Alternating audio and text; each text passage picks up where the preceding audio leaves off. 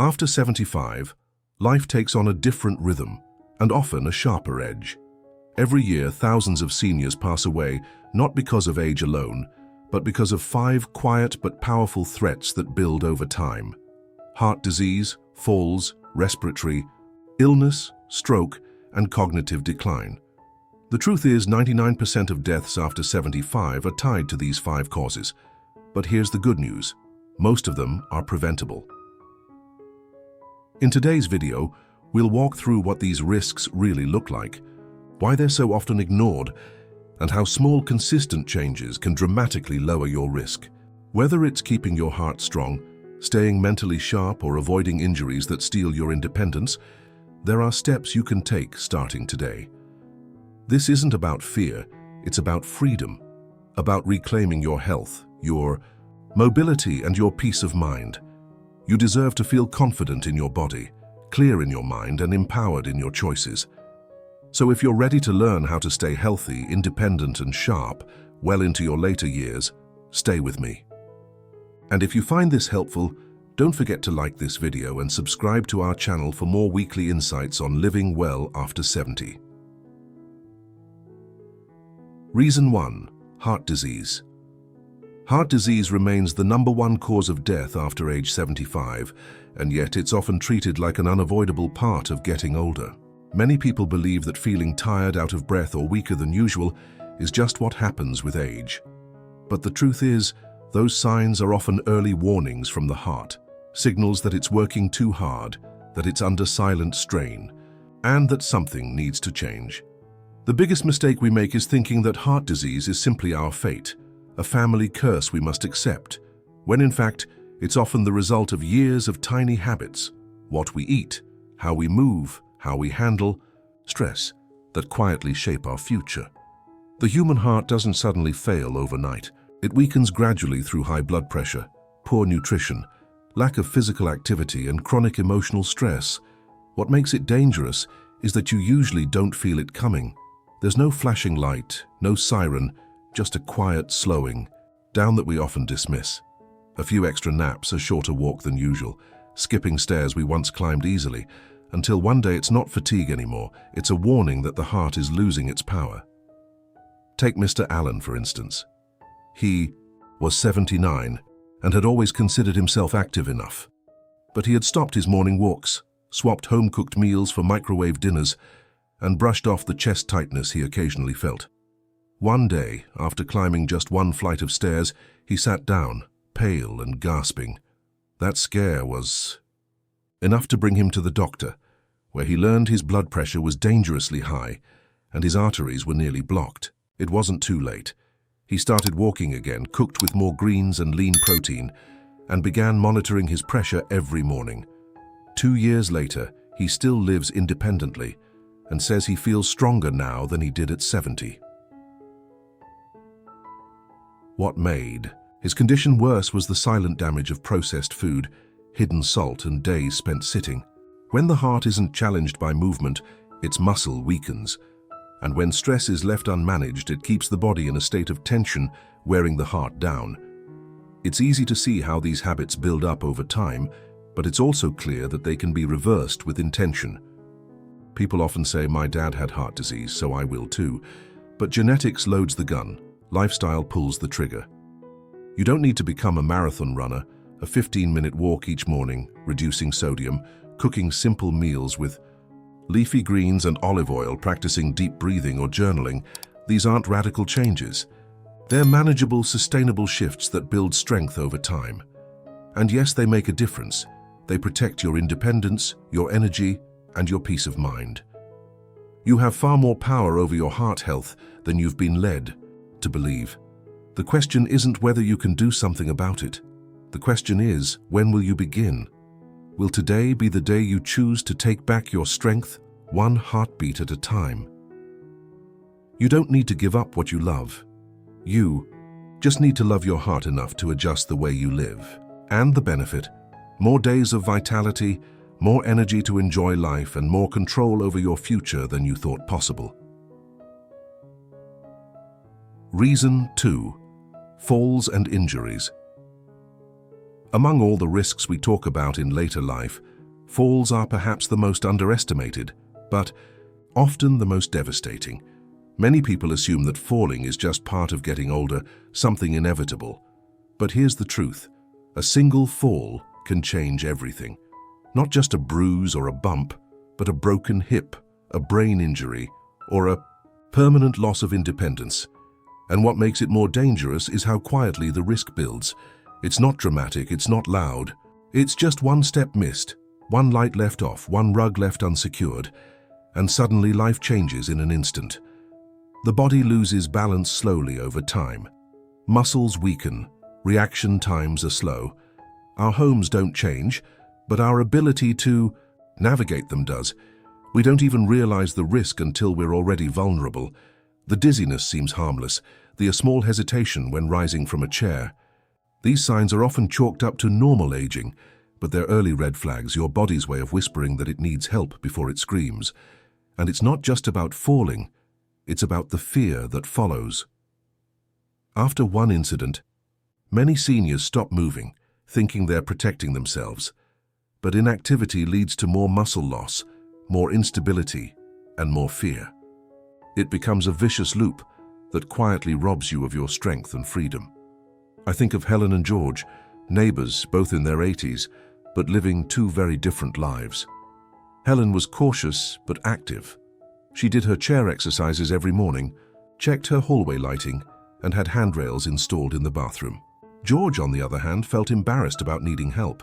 He didn't adjust anything in his home, kept putting off physical therapy, and dismissed his occasional lightheadedness as just getting up too fast. One rainy afternoon, George slipped in the kitchen. A fractured hip turned into a hospital stay, then rehab, then assisted living. Helen visited him, still walking with steady steps. She wasn't stronger by chance, she was stronger by choice. Several hidden factors increase: fall risk, weak leg and core muscles, medications that cause dizziness, and home hazards like poor lighting and unsecured rugs.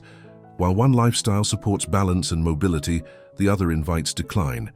People often believe, if I slow down, I'll be safer. But the opposite is true. Movement is protection. Awareness is prevention. This isn't fate. It's a path we shape each day through how we move, how we think, and how we prepare. The good news is that prevention doesn't mean complication. A few simple adjustments, gentle leg exercises, slip-proof flooring, brighter lights, can dramatically reduce your risk. Ask your doctor about reviewing your prescriptions. Invite a loved one to walk with you. The changes don't have to be big, but they do have to begin. Because once you fall, recovery takes time. But staying strong, stable, and upright, those are victories you build in advance. You have more power than you've been told. Protecting your mobility is protecting your independence. So ask yourself, what's one change you can make in your home today? What's one habit you can shift tomorrow? Don't wait until you're forced to stop. Start now while you still choose to move forward on your own terms. Reason 3. Respiratory diseases. It might start with something small, just a lingering cough, a bit of shortness of breath when climbing stairs, or needing to sit down after light chores. Many older adults assume this is just what happens with age, that the lungs slow down like the rest of the body. But what most don't realize is that respiratory diseases like COPD, pneumonia, and chronic bronchitis are among the top reasons people over 75 end up in the hospital, or worse. These conditions develop silently and often go unnoticed until they're already doing serious damage. The truth is, breathing issues in later life are not always natural, and they're far from harmless. They can be signs that the lungs are crying out for help in a way that's easy to ignore, until it's too late. The lungs, like the heart or brain, require activity and protection to stay strong. But over time, exposure to polluted air, dust, secondhand smoke, and even mold inside the home slowly erodes their capacity. When we sit too much, our lungs don't expand fully, mucus builds up, and the body's ability to clear irritants weakens. This is why respiratory decline often happens without pain or drama. It's quiet and steady, and that makes it even more dangerous. What's worse, People often wait until breathing becomes a daily struggle before taking it seriously, assuming it's just a part of aging. Let me tell you about Richard, age 81, and Gloria, 79. Richard lived alone in a small apartment with closed windows and a cat he adored. He didn't smoke, but the air inside was thick with dust and dander. Gloria, on the other hand, opened her windows daily, used an air purifier, and took a walk every morning. Both started experiencing a dry cough last winter. Richard brushed it off. Gloria went for a checkup. A month later, Richard was hospitalized with pneumonia and had to start using oxygen at home. Gloria, after adjusting her environment and staying active, fully recovered, and kept her lungs strong through movement and cleaner air. Several common habits worsen lung health over time: indoor pollutants, lack of movement, and skipping vaccines that protect against respiratory infections. People often believe, if I'm not a smoker, my lungs are fine. But the reality is more complicated. Clean air, light activity, and timely protection are essential at any age. This isn't about radical changes. It's about being intentional with your environment and your routine. Open your windows. Stretch your arms, take a walk. Add houseplants that purify the air. Talk to your doctor about vaccines. These are not complicated steps, but they can keep you breathing freely for years to come. You don't need to fear losing your breath. Just learn how to support it, because the power to protect your lungs lives in the choices you make every single day. And the best time to begin is now. Reason 4. Stroke. A stroke doesn't knock on the door, it breaks it down. It comes fast, often without warning, and within minutes, it can change everything. After 75, stroke is not only one of the leading causes of death, but also one of the most disabling events a person can experience. The most heartbreaking part is that many strokes are preventable, yet most people don't realize how vulnerable they are until it's too late. There's a common belief that strokes just happen like lightning strikes, but science tells a different story. Up to 80% of strokes can be avoided with the right awareness and actions. The danger lies in how quietly the risk builds over time. High blood pressure, irregular heart rhythms like atrial fibrillation, poor circulation from lack of movement, and diets overloaded with sodium and processed foods, all of these slowly wear down your vascular system. Most people don't feel a thing until blood flow to the brain is suddenly interrupted. When this happens, brain cells begin dying by the second. The results vary from temporary confusion to permanent paralysis, or in many cases, death. It's not aging that causes the damage, it's neglect.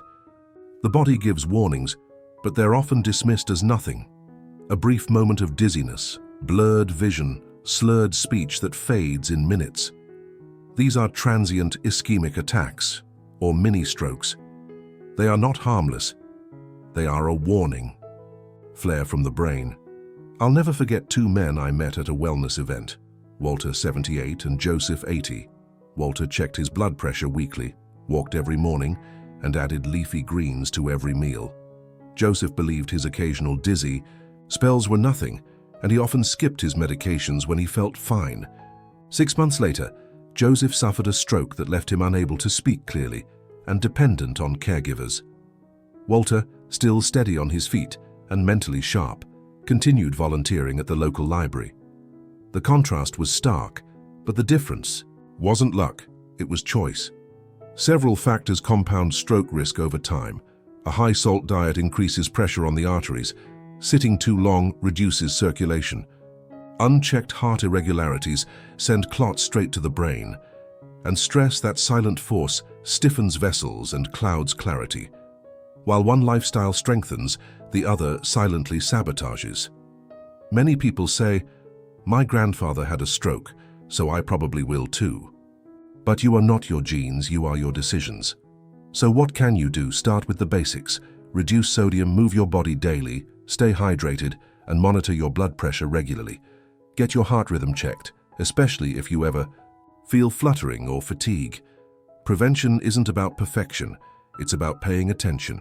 Just like tuning a piano, your body needs regular care to perform well. You have more control than you think. You don't have to wait for a stroke to wake up to the urgency of your health. Every step you take today, no matter how small, can help you stay independent, capable, and present in the moments that matter most. Reason: cognitive decline and dementia. Losing your keys, forgetting someone's name, missing an appointment. These moments can seem small, even normal as we age. But when they begin to pile up, when you start to lose your place in conversations or feel overwhelmed by daily decisions, it's easy to brush it off as just getting older. What many don't realize is that cognitive decline is not simply about aging. It's about what the brain is losing and why. Dementia and Alzheimer's aren't sudden. They creep in disguised as forgetfulness and fatigue until one day, the person you've always been starts slipping away. And here's what's most important. That process isn't just a fate we must accept. There's more we can do than we've been told. Cognitive decline happens over the years. It begins with small lapses, missed pills, forgotten names, repeated questions, and grows into disorientation, mood swings, and the inability to manage even the basics of daily life. The brain, like the heart or muscles, needs stimulation, oxygen, and proper nutrition. But when we stop challenging ourselves, stop learning, stop connecting with others, the brain responds by slowly shutting down the very circuits that once kept us sharp and engaged.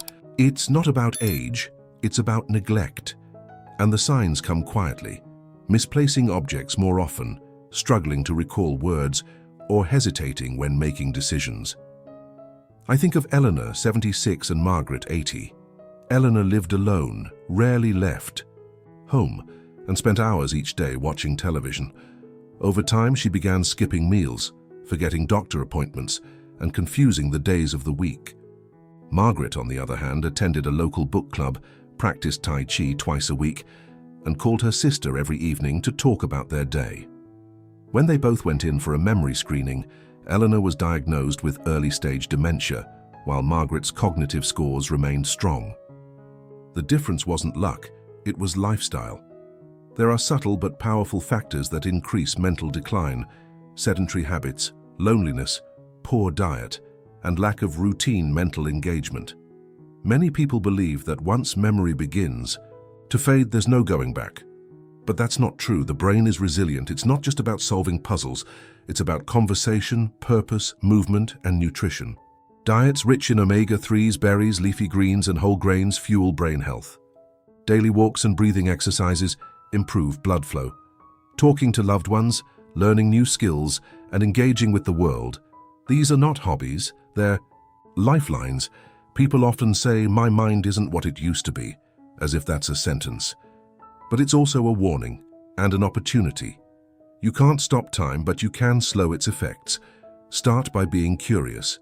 Pick up a new book, take a short walk, call someone, ask questions, feed your brain and move your body, and you'll be amazed at how much strength and clarity remain.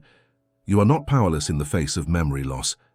You are not alone, and you are never too old to protect your mind, your identity, and your independence. The earlier you begin, the more you preserve. So ask yourself today, what will you do to keep your mind alive tomorrow? Conclusion after 75. Life becomes more precious and more fragile. The truth is, most people don't die simply because they grow old. They die from things that build up silently: heart disease, preventable falls, respiratory issues, stroke, and cognitive decline. But here's what matters most. These aren't fates written in stone. They're warnings. And with the right choices, they can become turning points. Every small decision adds up. What you eat, how do you move, how often do you connect, whether or not you pay attention to your breath, your heart, or the way your mind feels at rest. You don't need to change everything overnight. You just need to start. Today, walk a little more. Add one heart-healthy meal. Say no to processed food. Say yes to sunlight, to movement, to talking to someone you care about. This isn't about chasing youth. It's about protecting the energy and independence you still have. You have more control than you think. Longevity isn't a mystery. It's a pattern. A quiet discipline built from small, consistent acts. Now it's your turn. Share in the comments, what's one small change you're making today? Or tell us how you've protected your health after 70. Your story might be the exact encouragement someone else needs to begin theirs.